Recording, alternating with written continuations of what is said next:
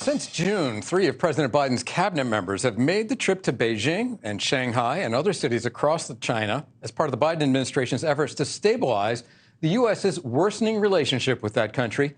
Meanwhile, China's economy is being hit by a series of setbacks, from a real estate crisis to a debt crisis to record joblessness. But Beijing says concerns about its economy are being inflated by Western critics. U.S. Secretary of Commerce Gina Raimondo was in China last week for 4 days and had this to say. The U.S. and China share one of the most significant economic relationships in the world. And it is profoundly important that we manage that relationship responsibly.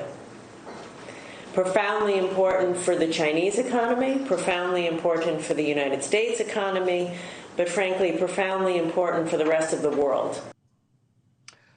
Okay, with us now is Kristi Rogers. She's co-chair of the Women's Foreign Policy Group Board and a member of George Mason University's National Security Institute Advisory Council. Ms. Rogers, thanks very much for joining us. Okay, we've had a parade of top cabinet officials, the Secretary of State, the Secretary of the Treasury, and now the Secretary of Commerce have been to China to talk to the Chinese leadership. The ties between these two countries obviously very strong economically. Politically, it may be another matter. And China says these concerns about its economic slowdown are overblown. What do you think?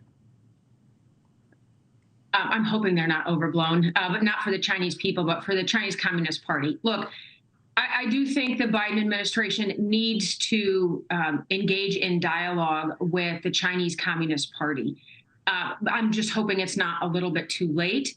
We have not taken seriously for the past 2 decades China's continued push in the world, China's continued push right here at home.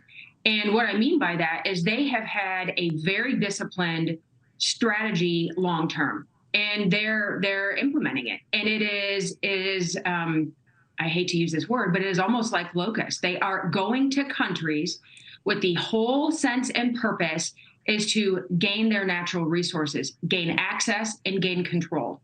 And that's what they need to sustain their economy and sustain their people. And as of right now, they're controlling the vast majority of the supply chains for critical minerals that go into every critical technology that not only our military needs, but our automotive industry needs and advanced manufacturing needs. This is a huge concern because China at any moment could cut the spigot off of supply for everything from batteries to EV materials to some of our medical equipment. Okay, but why would they do that? I mean, our economies are linked inextricably, right? You talk about the supply chain. It's been well documented, some of the problems over the course of the last 3 years that have led to economic problems and the ripple effect in this country. But if you look at the top purchases of U.S. exports in 2022, or the top U.S. trading partners, I should say, Canada is number 1, Mexico number 3, and China Mexico number 2, China number 3 at $150 billion. So isn't this a lose-lose for both countries to have relations deteriorate as they seem to be on a course for doing? It's like the old Cold War, mutually assured destruction, right? I mean, there's an element of truth to that. But China just put an export ban on 2 critical minerals.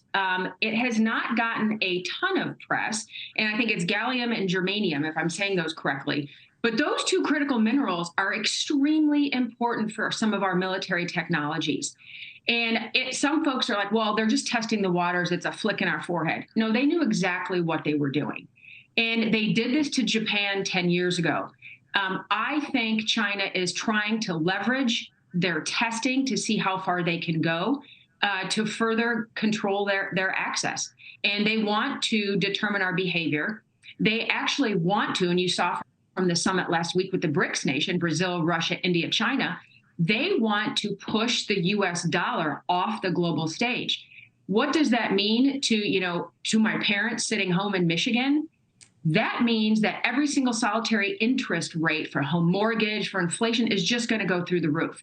It is a very serious issue. Yes, there is some credibility to a mutually assured destruction, but I don't like that scenario. I think we need to be a little bit smarter on both sides of the aisle, quite frankly. Thanks for watching. Go to newsnationnow.com to find NewsNation on your television provider. And don't forget to subscribe. Click the red button to get more of NewsNation's fact-driven, unbiased coverage.